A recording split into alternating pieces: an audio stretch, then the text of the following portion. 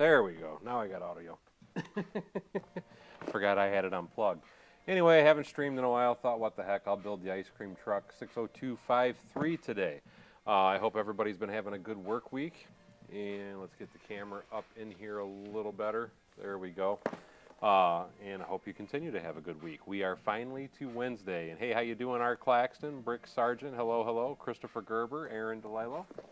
I need to cut this open. I thought I had a knife, but I don't see it, so we'll use scissors. If it'll cut it anyway. There we go. PC Noob, Mason Mills, how you doing, guys? Jeff Escobar, Paul Bott.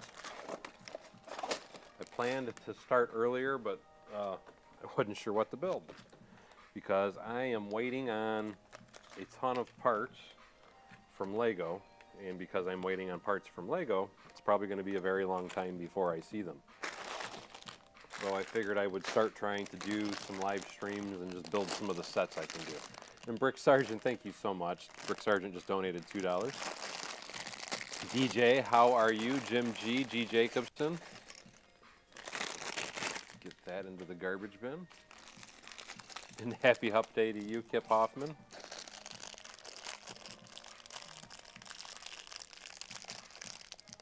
Thank you, Aaron. No, it's not really that I'm back. It's just I've cut my streams way down to where I'm only going to stream maybe once a week here anymore. And it's just I'm unmotivated is the best way I can put it here lately. And again, a lot of it is because I just don't have parts. So I'm waiting on a lot of my big part orders so I can do a lot of my different builds. One of the builds I've been dying to do whenever I finally get my parts is because I had a really great suggestion for it, and that is I'm dying to actually build the Carvana building. I think that's going to be such a fun build, but because all my parts are ordered from Lego directly, it's probably going to be another 5 weeks or so before I see any of my goodies to even think about putting that particular building together. Hey, Queen City Bricks, how you doing? And everything is going up crazy bad. Everything's going up so crazy bad, I thought about just canceling because I have so many people quitting my membership anyway, I thought about just shutting down the membership. Just because there's so many people leaving already, and I know why, and I understand why.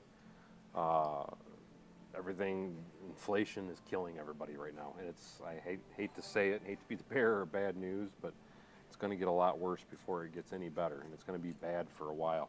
And Brett, thank you so much, my friend. And hey, how you doing, my friend?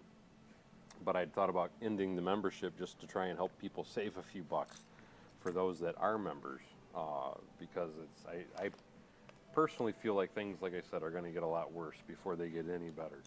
I don't see any good anywhere near in sight anyway. No, unfortunately. Generally, anytime I have to order parts, making sure it's not the boss and it's not, generally any parts that I want to order is usually not bestseller parts. The parts, there was a couple parts that were bestsellers. I do already have those, but unfortunately none of those bestseller parts were what I need to get started. But you bring up a very valid point for anybody that's not aware.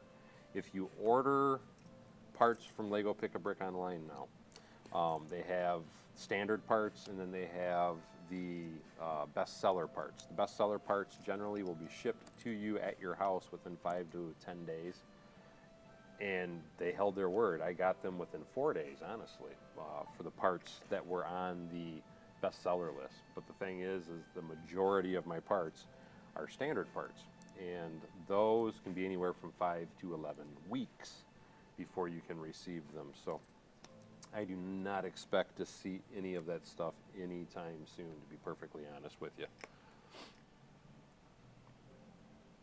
Is there any benefit to having a plate or the curb 2 plates high? It's all about preferences, as with anything with Lego. I think it looks better because, with me anyway, I add curbs, or add gutters, I should say, to 1, 2, 3, 4. I add gutters to my streets, and the only way to add gutters is if you have a curb that's 2 plates tall. But like I said, it's like anything, it's a matter of personal preference. Some people think that the curbs that are too plates thick, look like they're too tall. Some people think they look too small. I do it for the fact of wanting to add ditches or drains into my gutter system, into my plate system, is my main reason for doing it. But again, it's like anything with Lego, it's all a matter of personal preference. And thank you, Queen City Bricks. I won't be ending my store. It's still up and running, but that's what I mean by you can tell things are getting bad. And what I mean by that is, like with my store, I was getting a lot of orders there for a while, and now I'm down to maybe getting one order a week, whether it be an instruction or some of my tubing. And again, like I said, I totally understand why things are the way they are, because inflation is incredibly insane. And like with anything, with anybody that's trying to be smart with their money anyway, the first thing that gets cut is the frivolous spending. And Lego being frivolous spending is what most people are already cutting back on.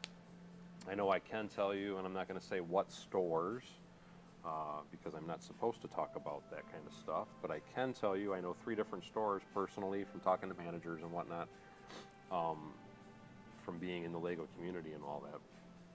But talking to a lot of the store managers, I know even the Lego store sales have plummeted 40, 50, and 60% in their stores. And it's looking pretty bleak for a lot of them. And the same thing goes with a lot of the Bricklink sellers too. I know a couple different Bricklink sellers, and most of them are saying they've seen a 50 to 60% decrease in all of their sales. And some of that is also, I mean, it's not just the bubbling, boiling, booming recession that's heading our way. Some of it is quite simply this, as far as the sales on Bricklink anyway. A great part of it is that, don't get me wrong, but some of it is quite simply the fact that once, and I said this a long time ago, and I made a video about it, and a lot of people told me I was wrong, and I wasn't telling, they didn't think what I was saying was the case, but it's happening. And what I mean by that is now with the new Lego Pick-A-Brick system, with them having so many parts available, it's kind of stinging a lot of the people that sell stuff. And what reason I say that is because a lot of the stuff that they're selling now, some of the prices that Lego sells now, because they standardize all their prices for those that are not aware. And by them standardizing their prices, some of the stuff has gotten a lot cheaper on Lego Pick-A-Brick, and some of it did get a little more expensive. I'm sure we've all noticed that things have been getting expensive, but with them doing that, though, now it's making it even harder for people that have Bricklink stores to compete. On top of the fact, with some of the new tax laws that went into effect this year, it's really hurting a lot of people. So you're noticing that there's a lot of Bricklink stores that are actually closing their doors now. And a lot of that is because, like I said, the new tax laws that were implied, but it's also a really big part because they can't compete with the Lego prices. There's not enough money in it for them to even try and sell the pieces. So I think we're about to witness a very big change in the way that everybody builds, works with, enjoys, purchases their different types of Lego. And I hope that's in camera. There we go. Give me 1 second while I'm putting my sticker on. But like I said, though, I'm getting reports like this from a lot of different people. It's not just 1 or 2 people. A lot of people are seeing some huge changes in their sales. And again, it's including Lego themselves. And that's one of the reasons why it's like I keep telling people, I've even cut back on my Lego purchases. Part of that is because of some of the projects that I'm trying to get done around my house, like fixing my roof and such. But some of it is quite simply because you're going to I personally think within the next 6 months to a year, you're going to start seeing some unimaginable discounts on Lego sets in stores and everything else. Just because people aren't buying it anymore, and they're going to have to start discounting it if they want people to get it. Trying to come back to the comments a little bit. Queen City Brick says I had to order tiles, so made 2 orders on Pick-A-Brick and 3 Bricklink orders because I needed them quickly. And that's the nice thing about Bricklink, is you still can get stuff quickly if you want to order through them and you don't mind paying the piper. But I'm at a point where I'm getting tired of paying the piper, and it's generally going to always be cheaper from Bricklink, or I'm sorry, Pick-A-Brick with Lego. and that's why I'm starting to gear back on some of my stuff. I'm still ordering. It's just I'm ordering much smaller quantities, and then I have the long wait times.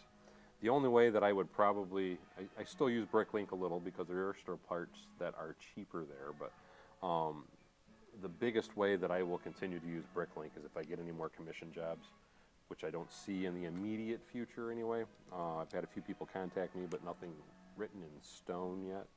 But if I was to do a commission job, those are the types of things that I would definitely use Bricklink for, and it's because I need parts and I need them now, because I usually have a deadline when I'm doing that type of stuff. When you have a deadline, obviously you want to meet that deadline so that way you can get paid. So that would be about the biggest way I would be using Bricklink right now. It's either that or if it's super cheap to where it is more affordable to buy it on Bricklink. But again, I'm finding more and more, prime example, like these plates, they're $2.30 if you want to buy them on Lego. Pick a Brick now, the wall, where they used to be like $3 something a piece, and the average seller on Bricklink is selling these for $3 something. If you want like 5 or 10, you're going to pay a minimum of 3 or more. And then you got to think of the fact that now on Bricklink or Pick a Brick, it's free shipping. I can buy 20 of these for $2.32, I think is what they are, and it's any color. It's $2.32, or I can go to Bricklink and I can pay $3.20, $3.50 a piece for these, and shipping on top of it. I'm going to stick with Pick a Brick. Don't forget to order your very own. No, and hey, how you doing, Steve, by the way? I have so many freaking part separators. I just, no, that is not something I'm going to order. And honestly, what they ask for them, even on Pick a Brick, is way too much money.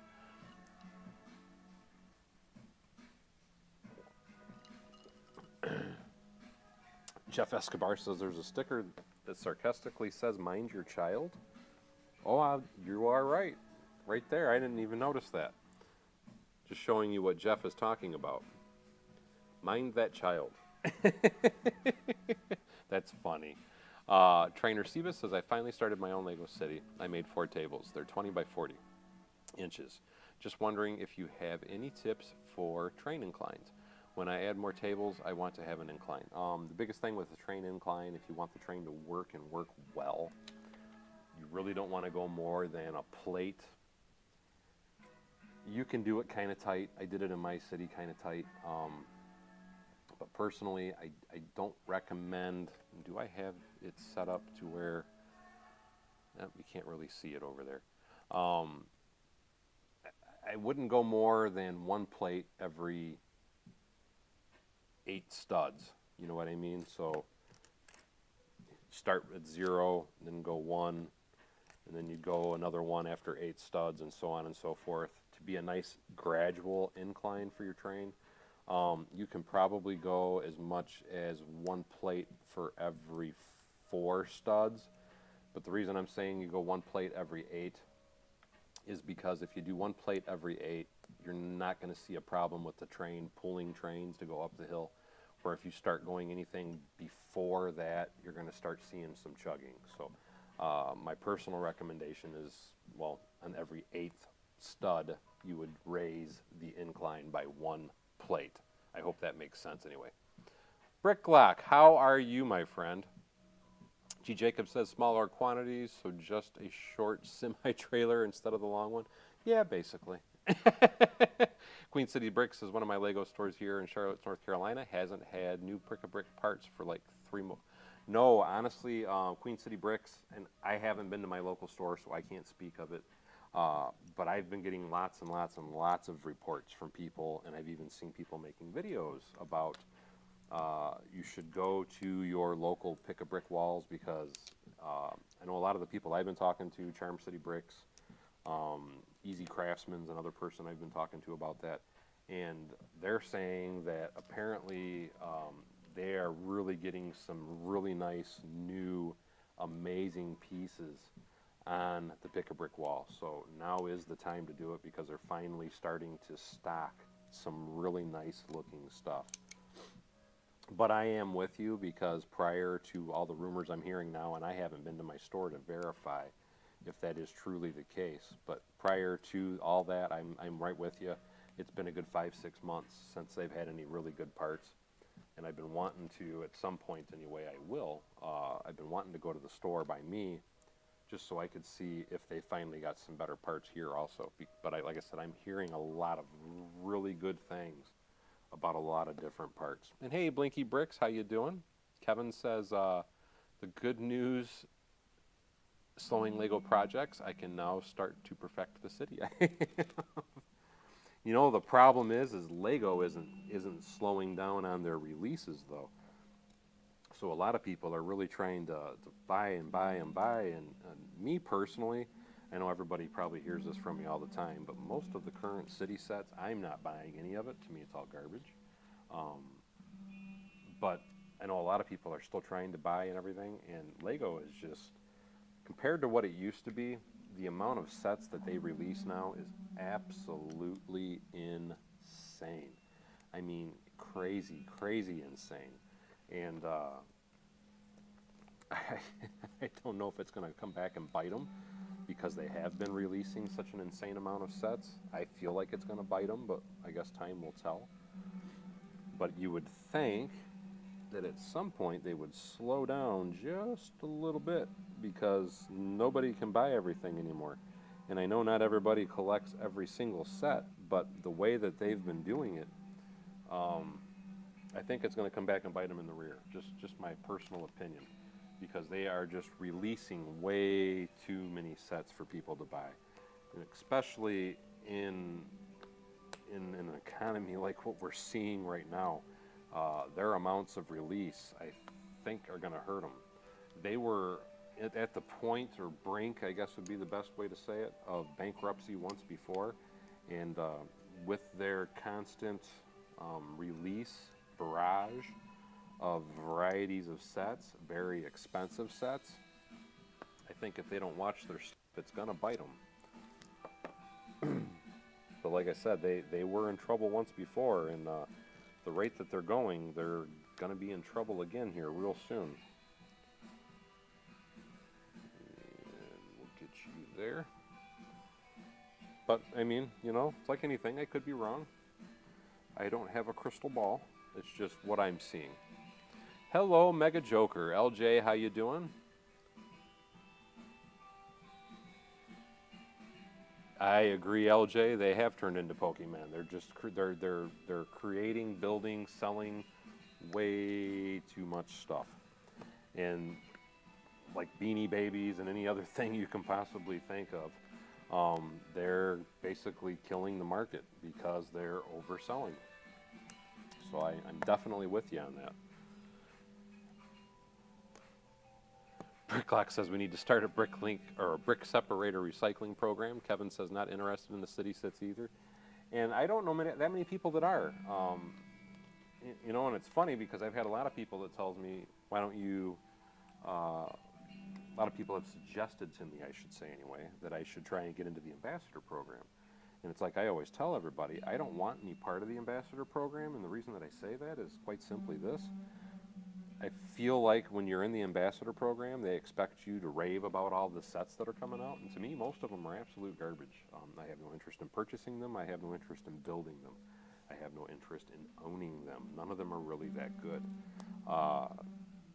And that's why I won't join the ambassador program, because I feel like if you joined it, or at least I personally feel this way, if I joined it, that they would expect you to make good reviews and all that, because they're giving you sets for free. So why wouldn't they expect that? And I like to have the freedom of saying, if I think something's garbage, I think it's garbage, and I can say it without any remorse. And I feel like if I joined the Lego Ambassador program, I don't think you'd have that opportunity to give your honest opinion.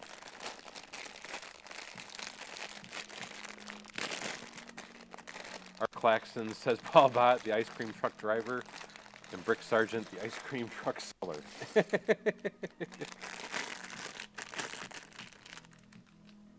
G. Jacobson says he agrees. Silent Survivor. Silent Survivor, now I see what he's saying. You are correct. There are way too many licensed themes. I agree with you. But again, like I forgot who it was that said it. You know, they're basically doing like what they did with Pokemon. They overcreated, overbuilt, they're overselling, and it's going to bite them. They were on the verge. That's what I started to say earlier. They were on the verge of bankruptcy back in like 98, 99, 2000. And then they were able to turn it around when they started the licensing stuff. But the problem they have now is they're overdoing the licensing stuff. And I think they think that they're doing a good move because that was what bailed them out. And now that they're overselling it, I think it's actually going to hurt them more because to do these licenses, they have to pay their commissions and all that good stuff to the people that they're buying the licensing from.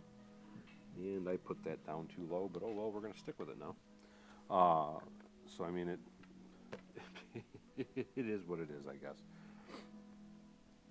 Just this old man ranting.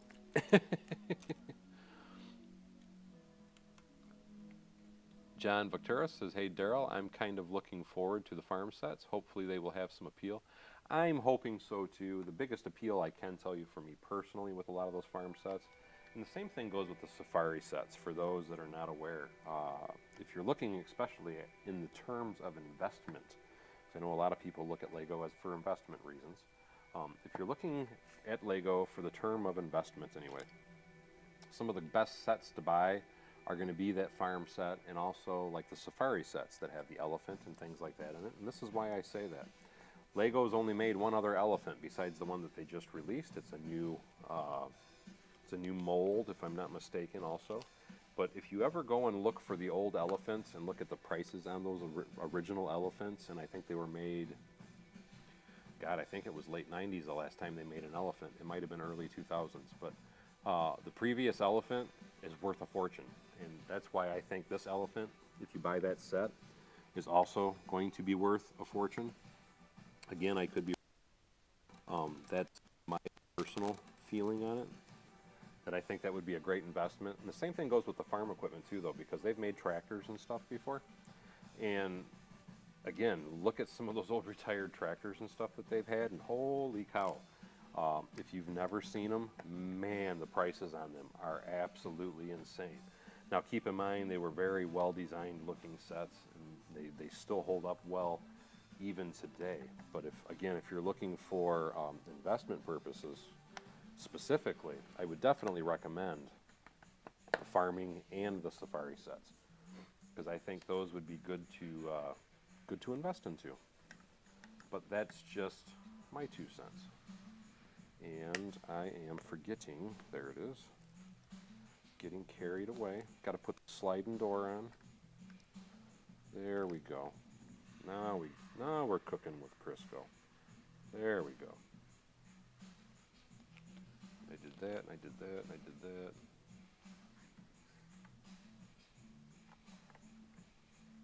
No, Robert Ross, oh my God, boo, no snow. It is a little chilly here, I will say that, but oh, thankfully no snow. I am so tired of the snow. I don't want to see it anymore, period, ever. This year has just seemed like the never-ending winter. My understanding is next week it's supposed to start getting steady 60s, 70s most of the week next week, which I'm excited about because once it starts hitting warmer weather, I plan on cruising my Bronco around with the top down. I really want it to get hot because my goal is I want to go cruise it around with no doors and no top on. Just go take it to the park and things like that. Go get an ice cream, whatever, but just tool around in my toy. Try and enjoy what little bit of it I can and do with my local driving, because we all know gas prices are crazy, but I wanted it, so I'm willing to pay the piper to drive it.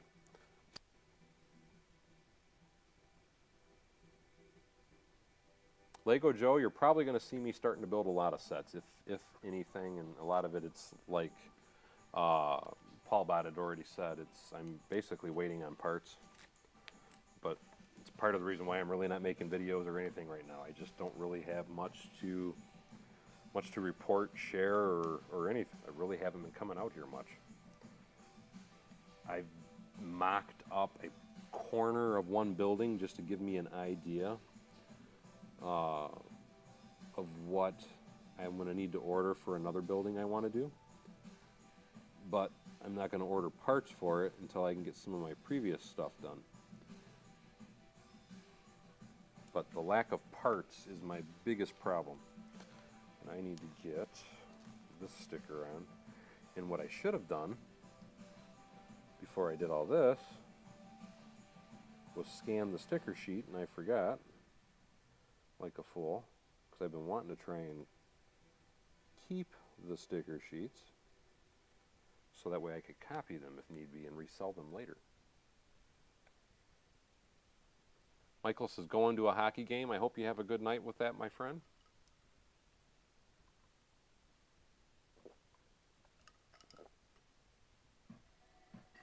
Steve says, I really like a bunch of the blue brick sets. All the city vehicles are 6 wide. And I agree with you. Blue Bricks has some really nice looking sets in general. But I am, because it's funny, me and Paul Bot were just talking a little bit earlier. And that was one of the things we were discussing was car sizes and such. And a lot of people, like Paul Bot, I'll use him as an example because he's a fan of the 8 wides. He loves them.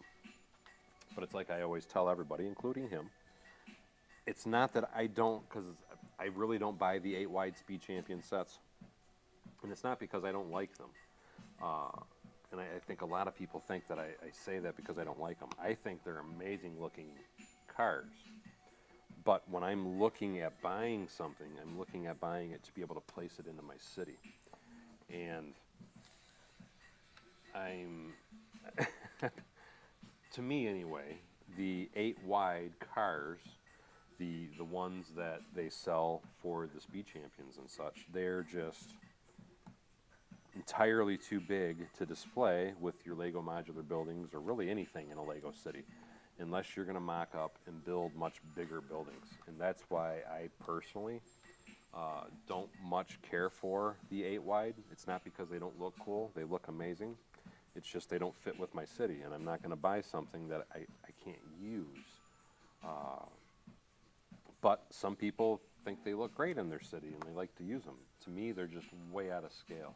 If you're going to go with the 8 wide car, you got to go with an 8 to a 10 wide train, because a 6 wide train looks ridiculously stupid next to an 8 wide car. And it just goes on and on and on with everything that you have to modify. But again, that's just my feeling on it.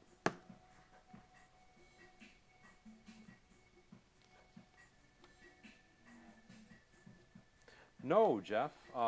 Actually, in my opinion, I'm going to make a video about it once the weather gets a little nicer.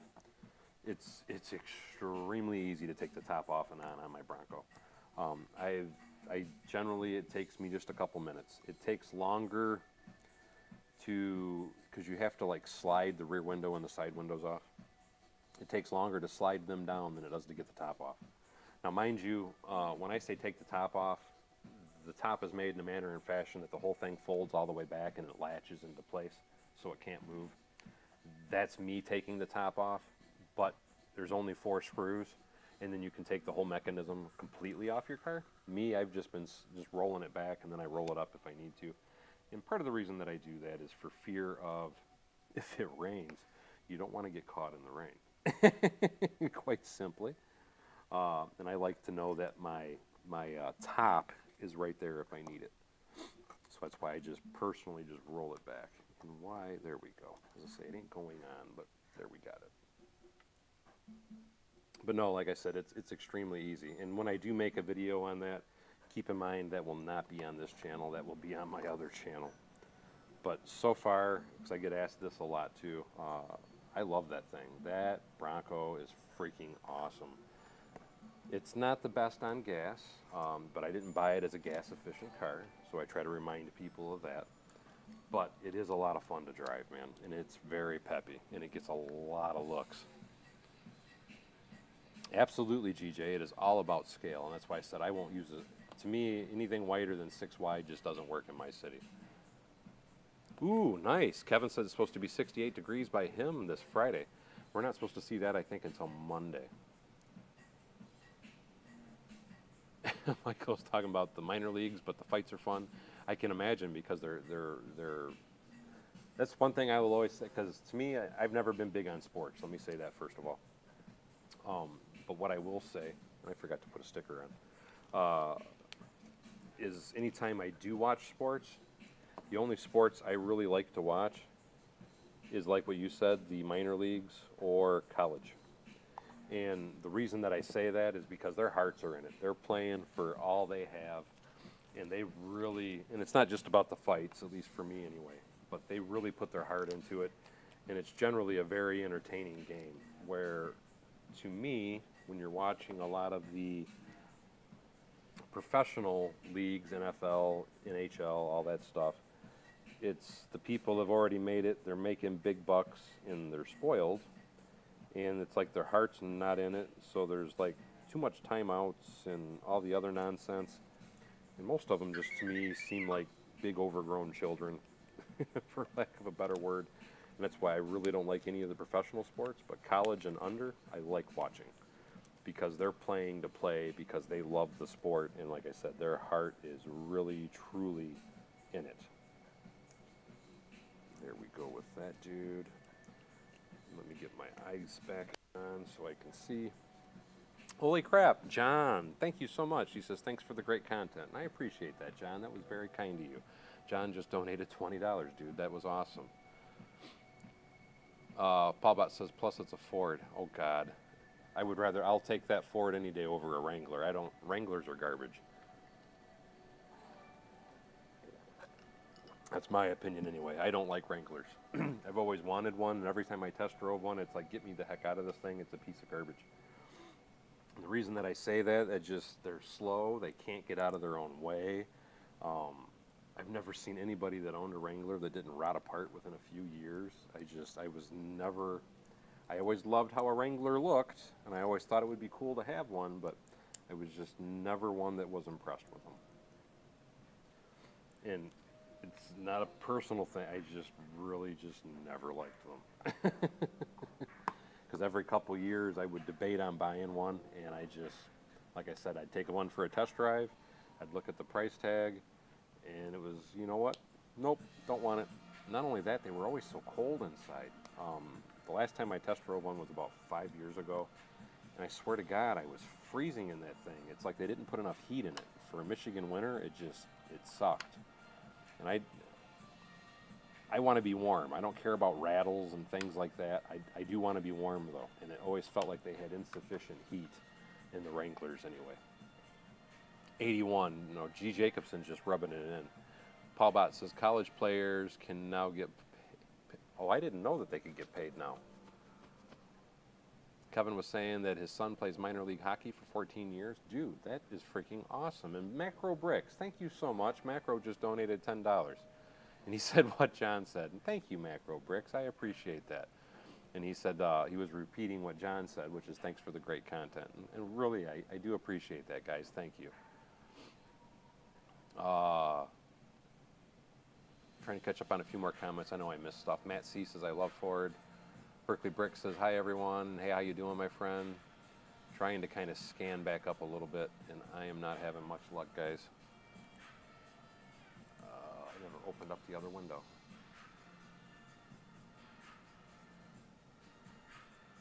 Matt C. said his friend had a 2016 Jeep Cherokee, and it was garbage. In 3 years, so many problems. Dude, I can totally imagine with you. Matt C., I don't have the Ford dealership done yet. That's some of that, and that's what I was, and I agree with you, DJ, the old Cherokees did suck. The one thing I will say that Chrysler or Jeep did have, before I go back to the dealership thing, the one thing I will say is if you had an old Jeep, or even the Cherokees too, when I say old, it had to be the old inline six motor. That motor was freaking just bulletproof. That was the motor of all motors. But they got rid of that motor, and now it's just, I'm personally not impressed at all with anything that is any of their products. The only thing that I do have, and it's because my wife loves it, and I have to say it's been a very good, dependable car for us, so I can't complain with it. But what I do have is I have a Chrysler 300. That's my wife's car, and she absolutely loves that thing. And I have to say, it is a very comfortable car. It is now 7 years old, and it's been a very, very dependable car. But that was the Chrysler 300. That wasn't a Jeep. Like I said, I'm not a fan of Jeep at all.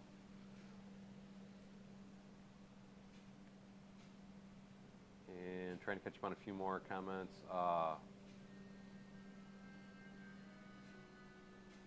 G. Jacobson was talking to Kevin. Paul Bott says the starting QB for OU endorsement like $3 million. Holy crap, dude! I always thought it was illegal for college students to get paid. Obviously, they've changed things. I was not aware of that. Lego Joe says 96 today. I wish. Matt C says, yeah, I'm building one right now to Ford. Oh, I gotcha. As far as the Ford dealership, back to that anyway. That is because it's like I was saying earlier in the stream. I'm waiting on a ton, and I mean a ton of parts. I made a huge, huge, huge Lego order from Lego Pick-a-Brick, and because they take forever to get here, that's one of the many buildings that I'm waiting on parts for. And I ordered the parts from them because, like so many other parts that I've been seeing lately, it was, quite frankly, a lot cheaper. So I was willing to wait a couple weeks to get the parts as opposed to paying the premium just so I can finish a building. But what I'm specifically waiting on is I'm waiting on, it's the parts so I can do the roll-up garage door. I only had 4 more glass pieces for the door, and I don't have the long frames for the top for it to roll up into. So that won't be done until I actually get my pieces. But once it is done, once I do finally get my pieces, I will definitely make a video to show it. But again, that's like I was saying earlier in the stream, that is the biggest reason I haven't really been doing anything. It's just because normally I would buy from Bricklink, and it's just I'm trying to cut back a little on my expenses, and the best way I could do that and still get a lot of parts was to order from the online Lego store, and now I got to pay the piper and wait for delivery is what a lot of it's boiling down to. Steve says Chrysler makes really good cars, but crappy SUVs. I've never had any of their SUVs, but I can say, like I said, with what my wife has anyway, it's been an absolutely wonderful car. I cannot complain at all about her car. And I don't want to say too much good about it, because usually when you start talking too much good about something, that's when stuff breaks down on you, quite simply. So I'm trying not to rave about it too much, but it has. It's been a great car. But the same thing goes with my Cruze. I know if you ask most people, if you go online and you look at forums and all that stuff, the Chevy Cruze is probably one of the biggest pieces of garbage you will ever find, according to the forums. And I have to say, for most people, including Paul Bott, I'm sure he will definitely agree with this particular statement, if you get the automatic. And the automatic has the larger motor. The motor that's in that, correct me if I'm wrong, Paul, because I don't remember, I don't have one. It's a 1.6 liter, I think, in the automatics, and in mine it's only like a 1.2 liter. But what I was going to say, though, is those particular Cruzes, most people, they had tons, and I mean tons and tons of problems. Anyway, this is done, and I have to say it's a very cute set, guys. But with my little Cruze, I've got 238,000 miles on my Chevy Cruze. And, I mean, I've had a few problems with it. It's got 238,000 miles on it, though. You're going to have problems with it. But the problems that I had with it, to me, it's nothing that you wouldn't expect with the mileage. A car is a wearable thing. It's mechanical parts. They're moving. They're going to break down at points. I'm still driving with my original clutch. I still have my original brakes on the car. Keep in mind, I do mostly freeway. I'm on like my 5th set of tires.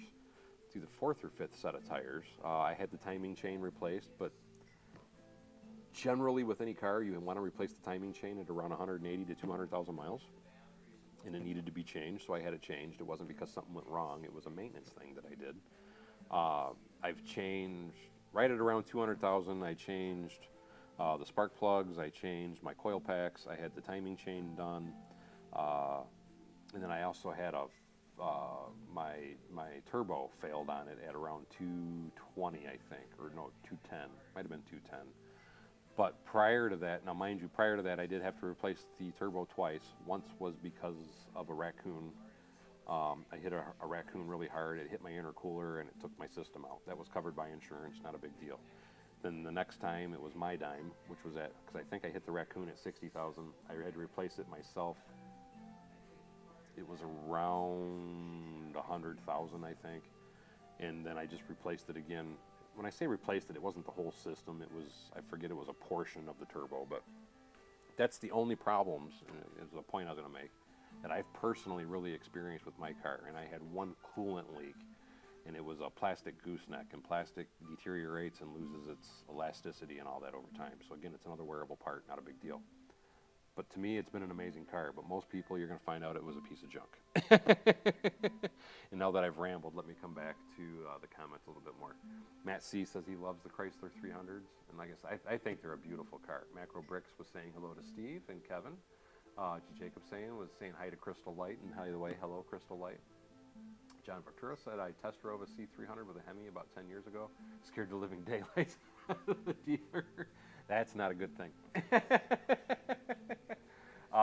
DJ says, LOL John. Pulled a Jeff Gordon on him. I saw that video. That was hilarious. Brett says, I have a Challenger. Oh, you got a Hellcat. And the only problem I've ever had with it was keeping gas in it. You know, it's funny that you say that, Brett, because the other day I had saw, I think it was a TikTok, if I remember correctly.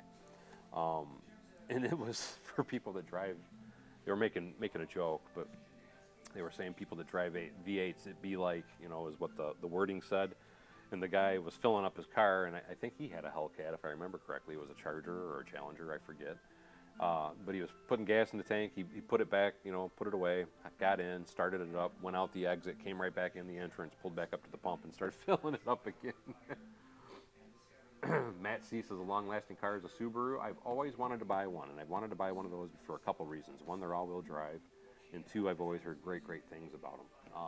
But growing up in a Ford family, because I was actually I was the third generation of my family to work at Ford's before I got the big FU from them, and I ended up leaving. But long story short, because I grew up in a family that was a Ford family, I've always bought typically Fords or Chevys or Chryslers. I've always tried to buy American, and it's always been kind of my stigmata, if you will, in regards to those types of cars. And it's not that there's anything wrong with foreign cars, because to be perfectly honest, most what people call foreign cars, there's more of it made here than any other car, because most American cars, there's more parts made overseas than there are here. But point that I'm getting at, though, is it's just, it was always a big stigmata. You had to buy American because of the family that I grew up with. And I live in the automotive capital of the world, or it used to be anyway, the Motor City. And with that, I was always drilled into my head to buy American cars. But I have always wanted to try a Subaru. I've always heard really good things about them. I always like the looks of them. I've never bought one, never pulled the trigger on one. G. Jacobson was saying, responding to Raymond, Toyota Sienna and the Sequoia are supposed to be pretty good trucks, yes. Did I miss any other comments? Matt says his mom has a 2008 Honda Accord, and it's lasted awesome. Paul says he's got a 1.4 liter turbo in the LT, and in the LTZ is a 1.8. Okay. See, I got the Eco, and mine's a 1.2 liter. That's why I said mine was one of the engines that they didn't have problems with. It was the 1.4 then and the 1.8s that I heard all the bad problems with. And Paul says he agrees it's a gigantic piece of crap. Brick Kenny says my Chevy Equinox was probably made in Canada. Brett says sounds about right. The sound of a supercharger whine is intoxicating. I totally agree, man. It's beautiful to hear that whine up, and then when you let off the gas, that puff of air when it's really, you know, the exhaust ports, the exhaust valve when it's releasing the pressure. There's nothing like listening to that noise. It is absolutely beautiful. Raymond Diaz says late 80s. I had a Pinto going 85 miles an hour. I've been in a Pinto that was doing almost 200 miles an hour, and it scared the living daylights out of me. But the Pinto that I was in had a 455 in it.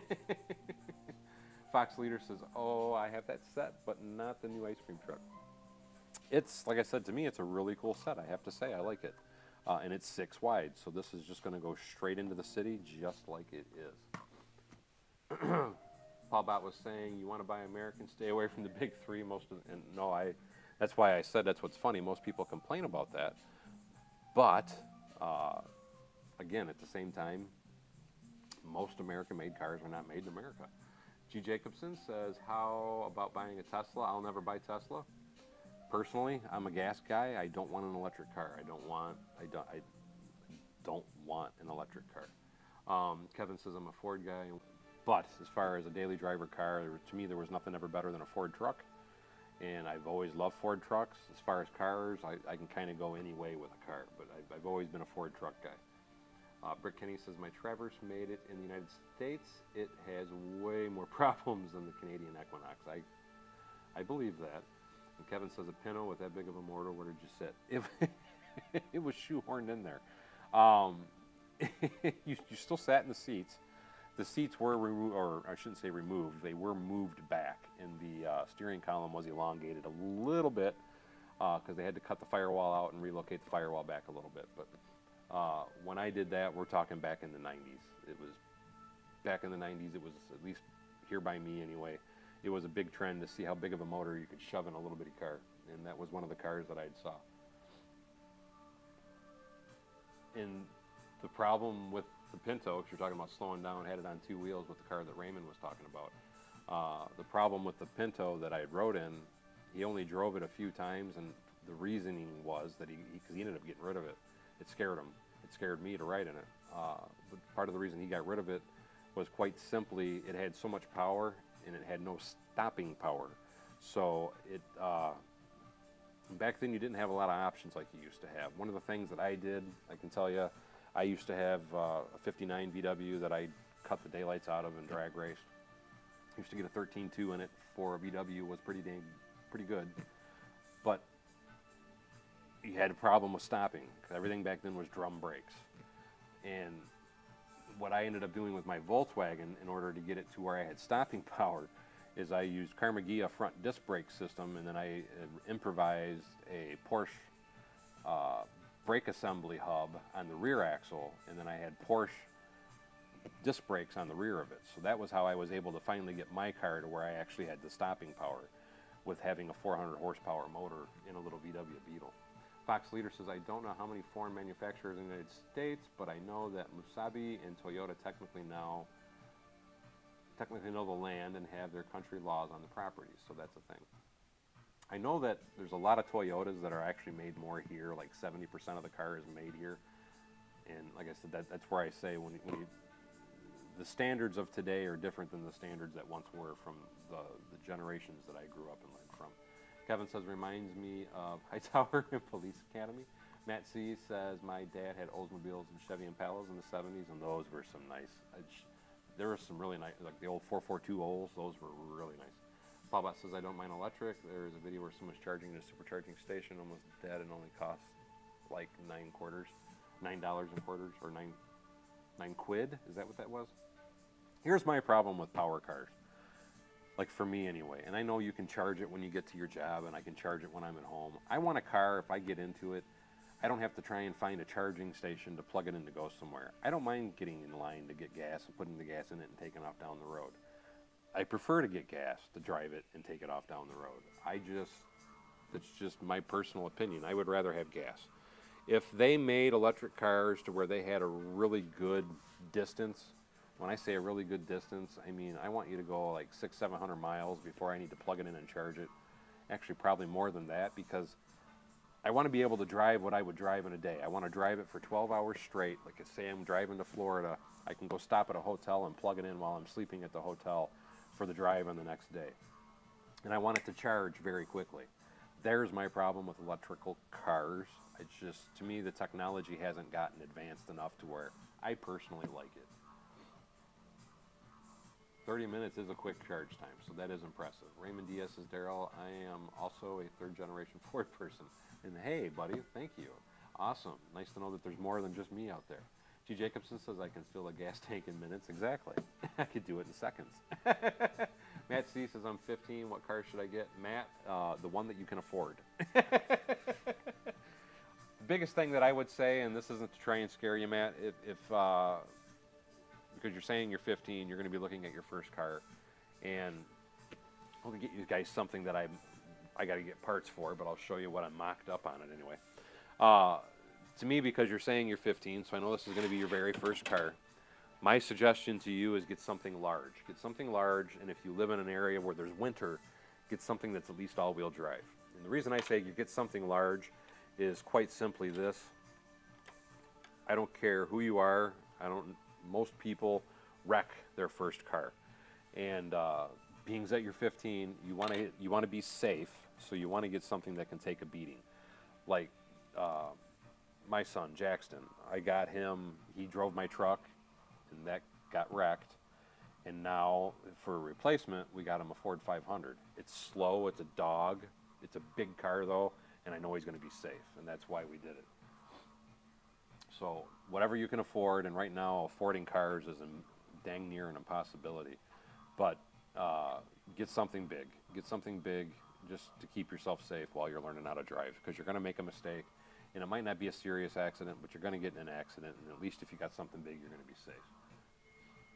And that would be awesome to own a Ford dealership. Raymond Diaz, he said his grandfather owned one in the 50s. Matt C is saying he's in New Jersey. Macro Bricks is saying cheers to Kevin. Buy a used car, Lexus or Toyota. Matt C, if she's giving you the 2008 Honda, I would take it. Like I said, it's your first car. You don't want it to be something expensive because you're going to get in a wreck. Mega Joker 1972 says electric doesn't make sense to me as I want to go traveling around Australia. And see, there you go. I'm the same way. I want to be able to just up and drive if I want to drive and not have to worry about stopping and charging. That's why I don't like electric cars. Just my thoughts, though. But anyway, just to kind of show you guys, this is going to be one corner of a building.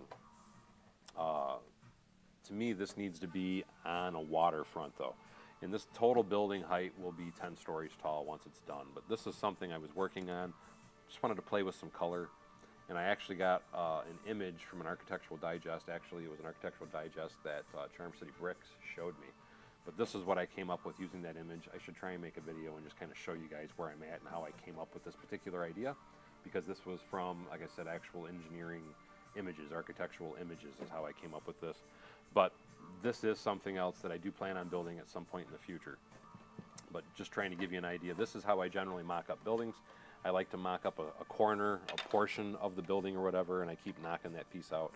And then I know exactly how many pieces I'm going to have to order and buy and purchase, whatever, get together to do it. And this is how I start. And yes, I agree, Kevin. It definitely looks Miami. I did post this in Discord, too, if anybody wanted to see a close-up picture of it. But to me, I think this would be very beachy. It needs to be on a beach. But this is going to be a massive building. But I really like the texture of the building. I think it's going to look really good. And yes, John says, I see you're sticking to your word about stepping out of your comfort zone. And I am trying to. But like I said, I will have to make a video. It's not an exact match to the image I was working off of, but it's pretty close. But I'm trying to, I want to get more vibrant. I want to get crazy with some of my builds. And you are more than welcome, Matt.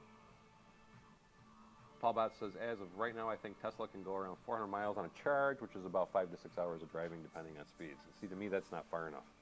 I wanted it should be a minimum of 8 to 10 hours before you need to have to charge it. My personal opinion.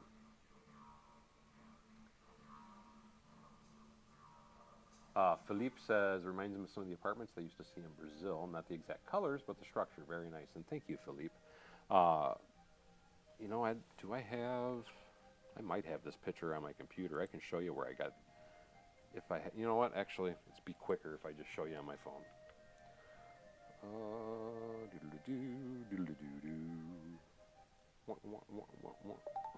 Where's that? Downloads. So I got this from Charm City Bricks. Why do I not see my download folder? Background eraser, screenshots. Tell me I didn't, oh there it is. Let's say, tell me I didn't delete my download folder. Anyway, this is what I'm aiming for.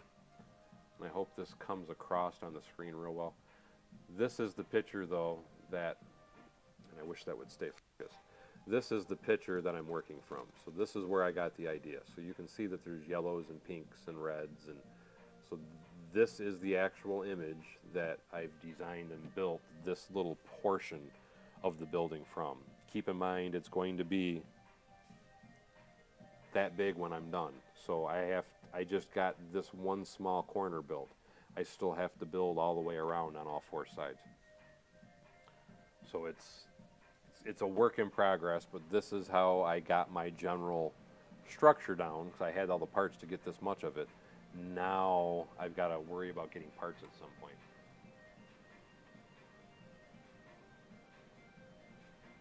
Cars get stolen here a lot too in Detroit, man, so I can totally relate to that. Red hot Pinto. 455 with a 4-barrel carb. There you go, man. Just push the gas and watch the gas gauge run dry. Now I got the hiccups.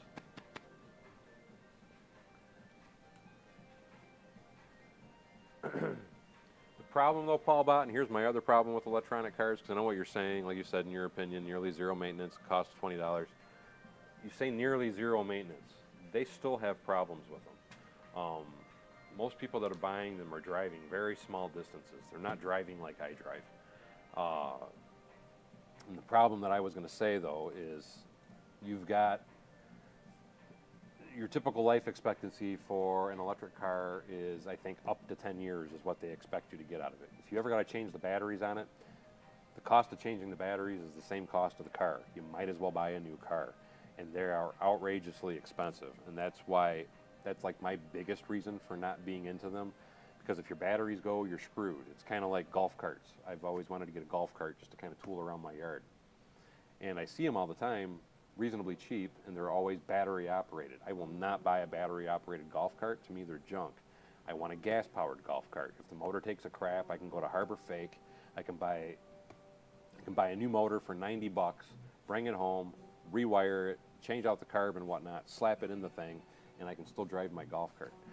Where with an electric, it's going to cost you $600, $700, $800, maybe even $1,000 to replace the battery cells in the golf cart.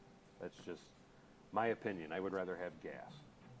And Macro was saying, I'd be curious to know how much pollution is needed to make that electricity and charge the car. And that's something that always personally killed me, is, everybody screams electric, save the environment, blah, blah, blah, blah, blah. Personally, I think there's more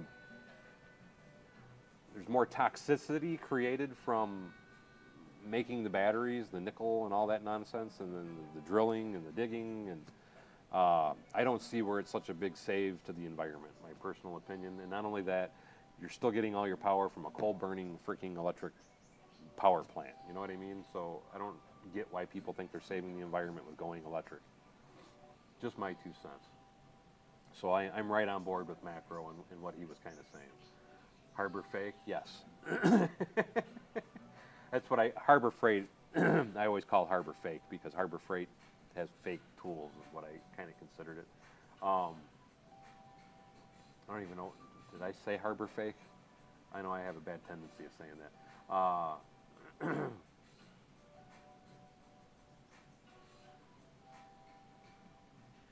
They claim they recycle their batteries. I call BS, but that's my opinion. Aaron says electric cars are rubbish. Like I said, I'll be the first to admit I'm old school. I want gas. I want oil. I want the carbon, I guess. I want a gas-powered car. I want something that, even though they're harder for me to work on today because of the electronic BS that they put on them, and a lot of it, to me, they need to stop putting on it because it's really not necessary. But I still would rather I will take a gas car over an electric car any day. Brick Kenny was saying that I want a Tesla right now. I live in Southern California, and it makes sense to traverse. Makes sense. My Traverse is 100 plus to fill right now. Gas is 6 plus in my area right now. And I like I said, and I get that. So I do understand why people want electric. And my problem is, and don't get me wrong, because I use a lot of gas. I drive 100 miles a day to go to work and come home. And so I know all about what it costs at the pump. It's not fun at the pump, but that's why I still love my little Chevy Cruze. That thing gets 36 to 40 miles to the gallon, so I'm okay. I'm good. And exactly, Aaron, you can. I have fixed more cars on the side of the road using nothing but a few hand tools and just some stupid things, just enough to get me to limp home. If one of those electric cars breaks down, there's really nothing I can do to fix it. It's you're screwed. Wait for a tow truck. That's the way it is. And I came from the school of hard knocks. When I say I came from the school of hard knocks, I grew up driving pieces of shit cars, quite literally, piece of craps. And it was very common for me to blow out a radiator, lose a hose, lose a fan belt, lose a fan. I mean, just you'd have all kinds of things that would happen on the side of the road. And it's funny how creative you can get when you're broke down on the side of the road to get your car to limp home. Overheating, oh well. If you have go buy a gallon of radiator fluid, mix it half with some water, and just keep pouring it in. Let it run out until you get home.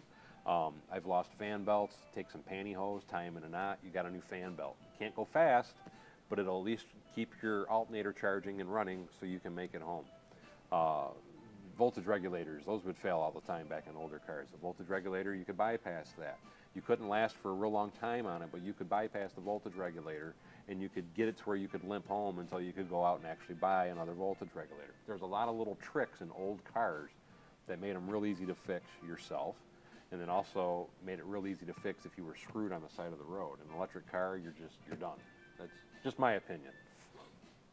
But mind you, I'm getting older and I buy all new cars now, but I still just, I prefer gas. Like I said, I'm old school that way.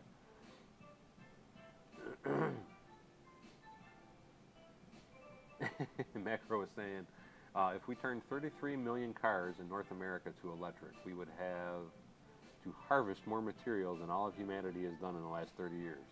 Doesn't sound very clean. And then we're going to have to recycle all 33 million engines full of oil. And I agree with you, Macro. And I agree with Aaron. I think that a gas car will last longer than an electric. Just my opinion. Paul Watt was saying, actually, there's a place that tears down and rebuilds engines and transmissions, but yeah, technically you could recycle engines. There is no technically that you can recycle engines. You can recycle engines. It's metal and oil. I mean, it's not that hard. We used to melt them down at the mill all the time. That's how you recycle them. You throw them in a vat of melted iron ore. Philippe says the clean power dilemma. Wind power is theoretically clean, but not mining the metal used to build the towers. And Philippe had, and that is the big thing, like Philippe said. There's an evil, there's good and evil to everything. I don't care what you think you're doing, it's all still man-made. We're all still creating waste. We're all still creating hazards. Until you can go outside, cut down a tree, which even then you're killing the carbon footprint by taking away oxygen, breeding trees, unless you plant a couple trees in its place, blah, blah, blah, blah. So I mean, you can argue back and forth all day about what's better for the environment and what isn't. But I personally, and hey, John Garrett, how you doing? I'm a fan of gas, but I don't care which way you look. They both have bad sides. I don't know that electric's better or worse, but they both have bad sides. Dallas says, as a Tesla owner, I will say on a regular basis, it is a lot more efficient than a gas car. We have a van that guzzles gas. It's an acquired taste, and I understand why people like gas. And like I said, I don't see nothing wrong with people wanting electric cars. I guess I need to try and drive one, but I don't want to pull the plug on spending the money on one because they just don't impress me is the problem. And you are right. And G. Jacobson hit the nail on the head. For every solution, you create another problem. Plain and simple. That's just how it is. And I don't know what the models are. I know there's a lot of different models. But Dallas was saying that he has a Model Y. And you are absolutely right, Kevin. Even wheel bearings in an electric car need grease. But like I said, this is a topic that we could argue all day long about. I'm sure anybody and everybody could argue about it. And Macro was saying to Dallas Sleep, I'd rather the full torque ready from an electric. I'd rather the full torque ready to go from an electric. But my home isn't set up for it, and I don't buy it's cleaner. Now, if the new highways get built and we can charge as we drive, that would be freaking amazing. I agree with you on that, Macro Bricks. And that's, hey, get the brick, how are you, my friend? And hello, hello. I totally agree with you on that. That would be amazing. But if they get the new highways built, all the cars are going to be driving themselves, so I could take a nap on my way to work. Now that would be the cat's meow. To actually get up in the morning, stumble down to my car, kick the seat back, and then take a nap while you're getting driven to work. But man, that would be weird. To be in a car that you're not driving, you know what I mean? I'd love to see it, but it would be so weird. Brick Kenny says that's why I had a love-hate relationship with my first car, an '88 Bronco. Bronco 2 broke down all the time, but was super easy to work on. And my Traverse is a pain in my butt. My hands are tied. My hands are big to fit around the engine. Everything is computer controlled, and the tiniest thing is. And I get it. I'm agreeing with you. That's my big problem with newer cars. They've got way too much electronics. And you are absolutely right, Kevin, because even within the electric cars, they still, well, it's not, I don't know if it's, I know they have brake fluid in them, and it's very toxic, so, because it's a hydraulic system when you have brakes, unless they have something new. Now, I do know that there was a design for some electronic braking, so like plugging, like what you would see in a DC motor drive for like a crane. I thought, though, that the car still had regular brakes like a regular car. DJ says, I'm going bigger and bigger, upgrading from a 150 to a 250 or a 350 diesel. And diesel I would stay away from. Diesel's, ouch. That's all I can say. I would love a diesel, but I don't want to pay the price of diesel right now.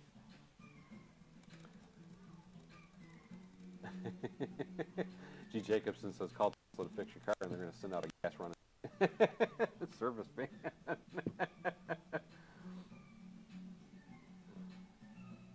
And Dallas says, unfortunately, we don't have a proper negative solution on the issue with cars. And no, it's you're you know, like I said, we could argue all day about cars.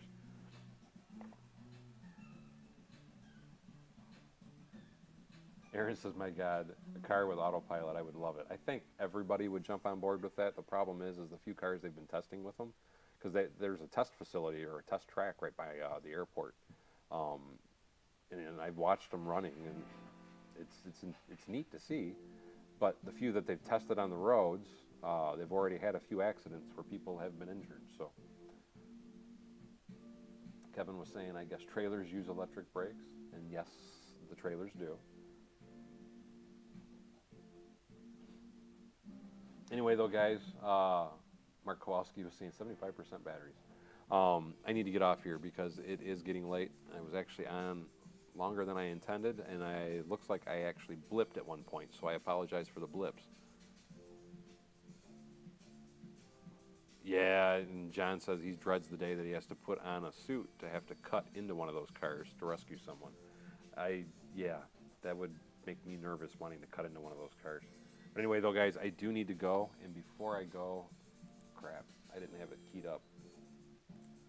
Only takes me a second, though. I like to roll that beautiful bean footage. Where is it at? There it is. I like to make sure that all the people that donate during the stream gets credit for their donations, because we've had quite a few people donate tonight, and I want to say a very special thank you to you guys, as with the current economic status, I can't believe anybody even tries to donate. But thank you so much, Brick Sargent, Brett, John, Vactura, and Macro Bricks, and thanks for our new subscriber, Matt C. I really appreciate it, guys. I don't think I'll be streaming again until maybe this weekend. We'll see. And again, a lot of the problem is I just don't have any parts to do anything that I want to do. But until I get some stuff in here, as always, thank you for coming to Bevan's Bricks. Don't forget to like, subscribe, and share below, and hopefully we'll see you guys all next time on Bevan's Bricks, and have a blessed day and a blessed night, guys, and we will talk to you soon.